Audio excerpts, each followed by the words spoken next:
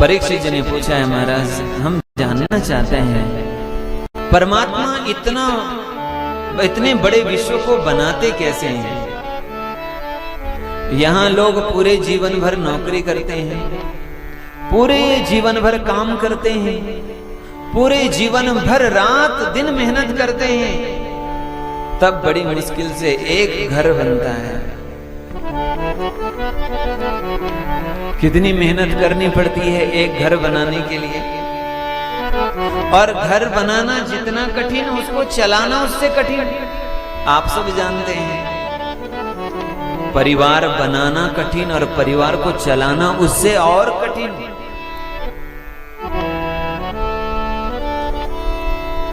आखिर परमात्मा इतने बड़े विश्व को बनाते हैं और चला भी रहे हैं, नियमित चल रहा है। आप लोगों के और हमारे करने में कहीं गलती हो सकती है, बनाने में कहीं गलती हो सकती है, चलाने में कहीं गलती हो सकती है, लेकिन परमात्मा के बनाई हुई इस सृष्टि में न कोई गलती है और न कहीं कमी है।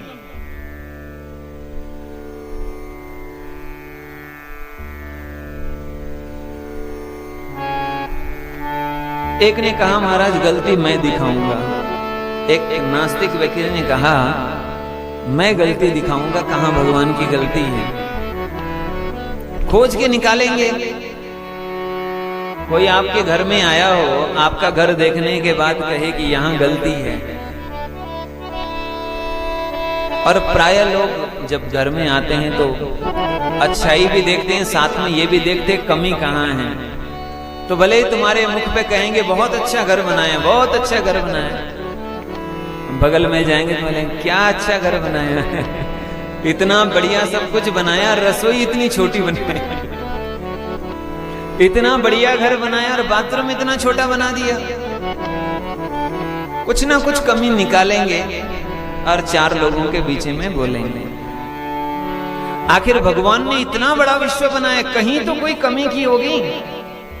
तो भक्त कहते हैं कहीं कोई कमी नहीं है, कोई कमी निकाल भी नहीं सकता, ढूंढ ढूंढ के नहीं निकाल सकते कि यहां भगवान की कोई कमी रह गई हो। दो मित्र एक दिन बगीचे में बैठे बैठे एक मित्र जो नास्तिक था, जो भगवान की कमी निकालने के लिए था, उसने देखा तरबूज की जो बेल है उस पे इतना बड़ा फल लगा हुआ है, इतना बड़ा, और आम का पेड़ इतना बड़ा है, उसमें इतने छोटे छोटे से आम के फल। उसने कहा, जैसे उसने देखा उसके मन में विचार आया, इतनी पतली सी बेल, इतना बड़ा फल, इतना बड़ा पेड़, इतने छोटे से फल। अपने साथी से कहा देखो देखो मिल गया, मिल गया। क्या मिला? भगवान की गलती मिल गई, भगवान की कमी मिल गई। कहां? ये देखो, मैं यदि बनाने में होता तो इतने बड़े पेड़ पर इतना बड़ा फल लगाता, और ये जो कोमल सी बेल है बेचारे, कितनी पतली सी बेल है, इस कोमल सी पतली बेल में जो इतने बड़े फल लगा रखे हैं, इतना बड़ा फल उस पे तो नहीं देता, इतना बड़ा फल बड़े से पेड़ को देता और इन पतली सी बेल पर छोटे छोटे फल देता। ये कमी पकड़ ली मैंने, एक गलती भगवान की पकड़ ली। अब साथ में जो मित्र था उसने सोचा इसे क्या कहा जाए, कैसे समझाऊं। उसने कहा अच्छा चलो ठीक है, थोड़ी देर पेड़ के नीचे आराम करते हैं। दोनों पेड़ के नीचे आराम कर रहे थे, इतने में हवा चली और एक आम का फल नीचे गिरा, कच्चा। पका हुआ हो तो बात लगे, कच्चा आम का फल इतना बड़ा, जैसे ही गिरा उसके नाक पे तो नाक टूट गई, नाक से खून गिरने लगा। जैसे देखा कहां से गिरा पेड़, कहां से गिरा फल, आम कहां से गिरा, ऊपर से गिरा। बगल वाले जो उसका मित्र था उसने कहा भगवान ने गलती कहीं नहीं की, भगवान ने जो दिया है बिल्कुल ठीक दिया है, क्योंकि उस आम के बड़े से पेड़ पर यदि बड़ा सा फल दिया होता तो तुम्हारी नाक नहीं टूटी होती, तुम्हारा पूरा मुख का नक्शा बिगड़ गया होता। बोलो वृंदावन बिहारी अच्छा, कुछ लोगों को बात जल्दी समझ में नहीं आती कुछ लोगों को समझ में आ जाती है तुरंत, लेकिन कुछ लोगों को थोड़ा बाद में समझ में आती है, और कुछ लोगों को तो बाद में समझ में नहीं आती, वो इसलिए हंसते हैं क्योंकि सामने वाला हंस रहा है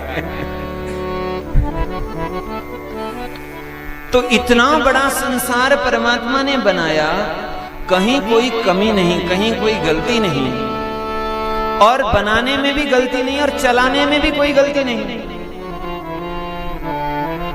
12 बजे की कथा है, आप लोग 12:30 बजे आए होंगे, कुछ लोग 1 बजे आए होंगे,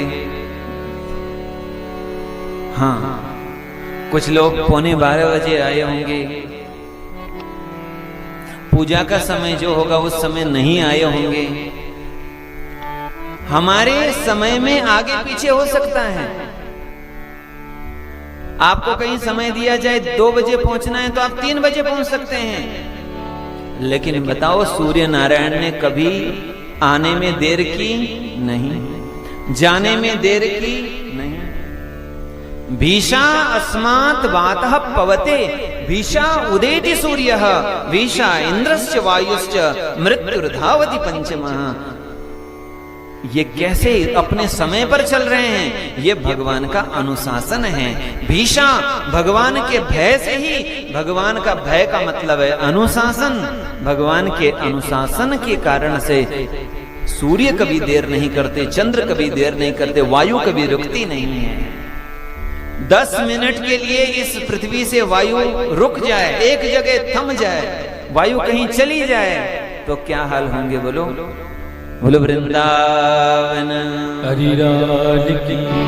सब कुछ चल रहा है और परमात्मा चला रहे हैं,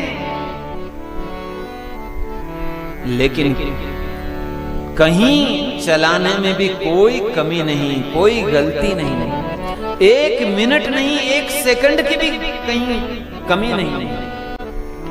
आखिर परमात्मा इतने बड़े संसार को चलाते कैसे? और बनाना जितना कठिन, चलाना जितना कठिन, समय आने पर उसका संहार करना भी उतना ही कठिन। जिस चीज को हमने बनाया है उसको बिगाड़ना कितना कठिन है। परमात्मा समय आने पर पूरे संसार का संहार भी कर देते हैं।